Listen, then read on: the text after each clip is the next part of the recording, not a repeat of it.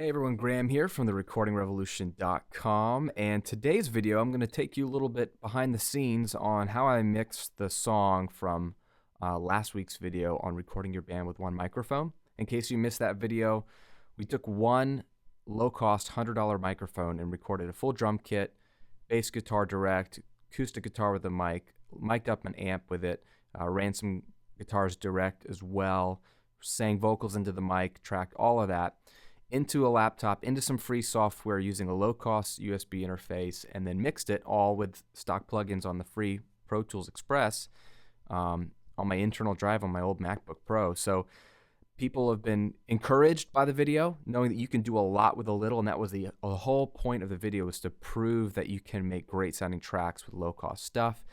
But on the flip side, I think people are curious as to how I mixed it, as if so much of that sound came in the mix. And I'll be honest, there's nothing really happening in the mix. So this might be overly simplistic of a video for you, but I think there's some helpful things I can show you, maybe how I mixed the drums, since it was only one microphone, and sort of what my challenges were. But I want to just quickly show you what I did. There's only a few tracks. I mean, this software only lets you have 16 audio tracks.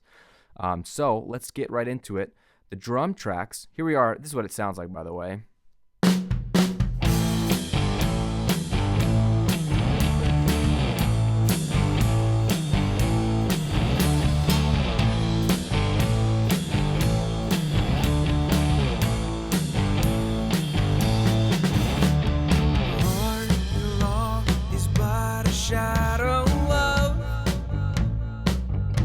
All right, so the big question was drums. We use one microphone, and here are the drums in the mix.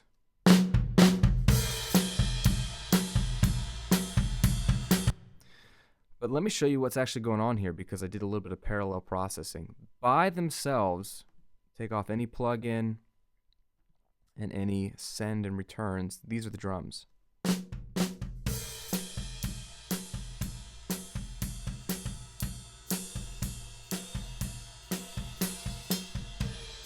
Now, compared to what we just heard, it's a little underwhelming, but you have to understand that we're working backwards. So when tracking, I tried to find the one place that I could put the microphone that would capture enough kick and snare.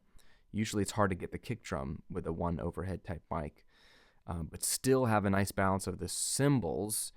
So what I found was an ideal spot in my mind for this drum kit in this room, with the way he plays with this microphone. Plenty of low end, which is nice. A lot of kick drum, the beater, the snare sounds nice. But the problem with a lot of microphones in this price range is they're a little bit bright, which is great for, guitars and vocals. For drums, if that's your only microphone on the drums, you have a compromise. So it's a little bit bright for the cymbals. So the big thing I did here was EQ, and I'll show you what I did.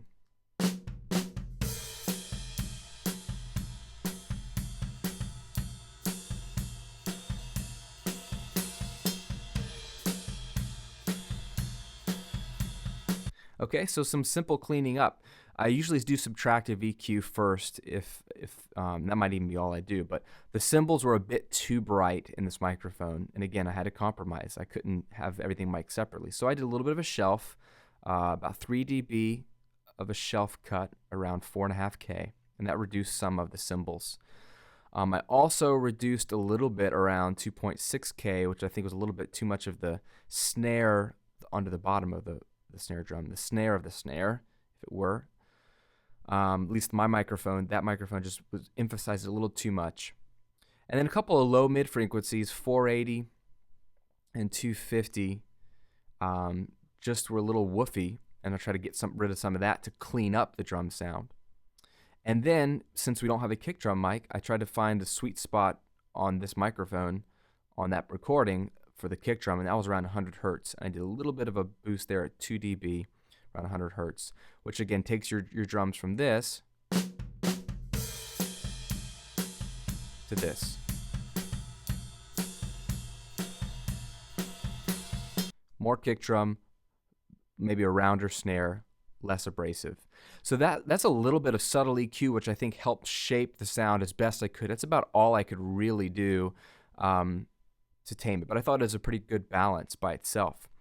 The key then was to get the crack or the attack or the impact of the drums without having close mics to individually process. And so that's where parallel processing came into play. So I took a copy of the drums and used a send, and you can do this in any DAW.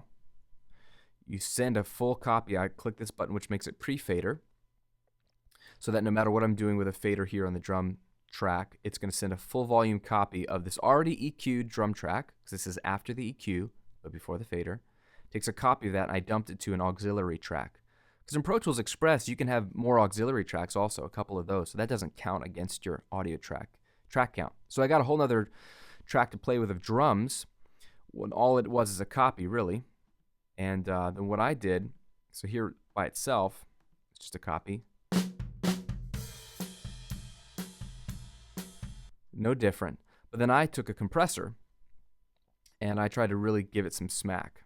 This is an included 1176 copy in Pro Tools Express. I've been using this for years. It's a great little plugin.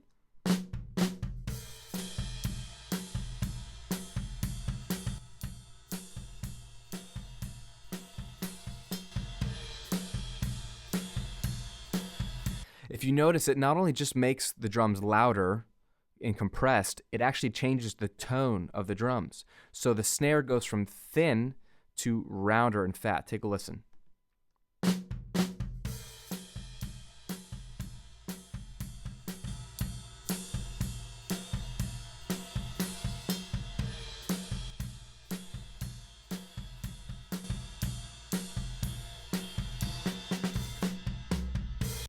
Right? So you get more fatness in the kick and the snare just with a compressor. And you're getting more smack. This is an 8-to-1 ratio, super slow attack, super fast release, so it's getting more smack in there. What it does is it also compresses the cymbals, which isn't my ideal, so it turns them up a bit too much. So I just put a little EQ after that to shelf down the cymbals a bit. Take it away.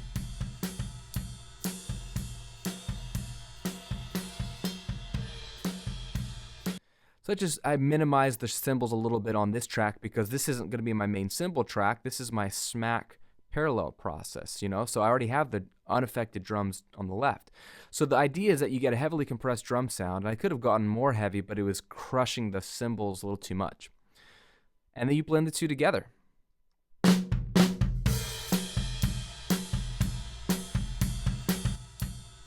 It's by itself.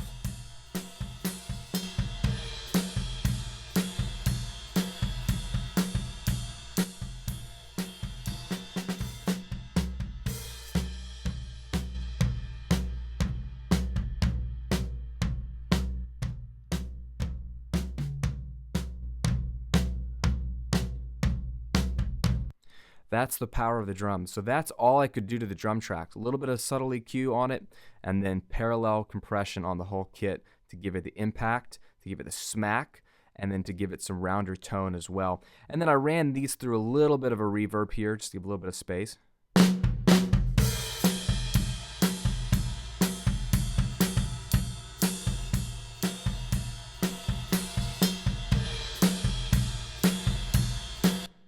Right, since it's a mono track, the reverb, which is over here, included deverb. It's just a room plate.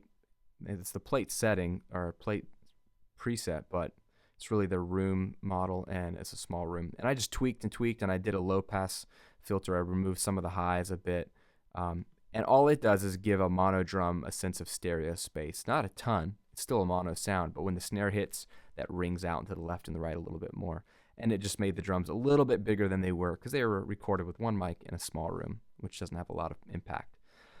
That's probably the biggest transformation on the mix. Everything else is pretty straightforward. Bass guitar, ran it direct. Here it is by itself.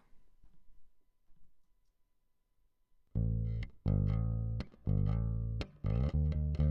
little bit of EQ. A little bit of compression. A little bit of distortion.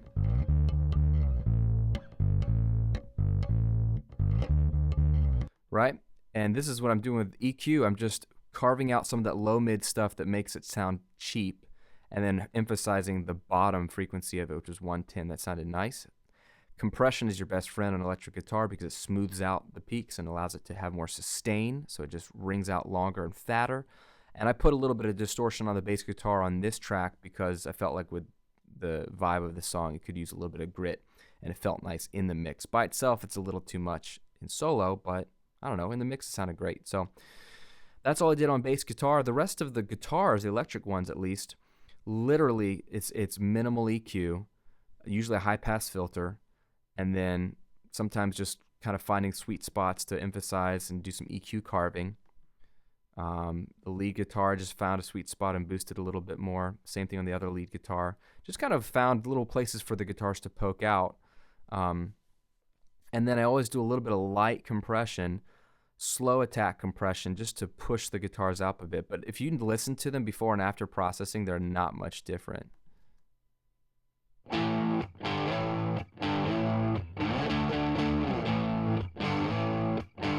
That's the raw sound.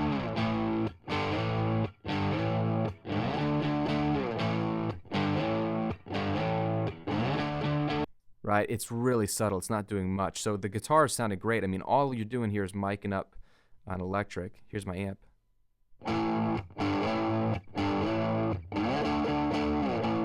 Right, and then here's the other rhythm guitar part that was direct.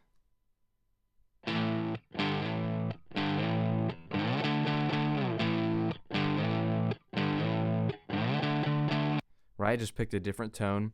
It's really, really simple. The lead stuff, same thing. I just found on the free amp simulator stuff that sounded good. And since computer power isn't that abundant on this laptop, and these amp simulators are beasts, I went ahead, picked a sound early on, and then rendered it down to an audio track. So even my guitar DIs, I don't have the actual amp plugin anymore. Just commit it to a sound, which is one of the best things you could do. It saves you time, makes mixing easier, just like if I mic'd up my amp. Same thing with the lead guitar stuff here. When it comes in, let's say here.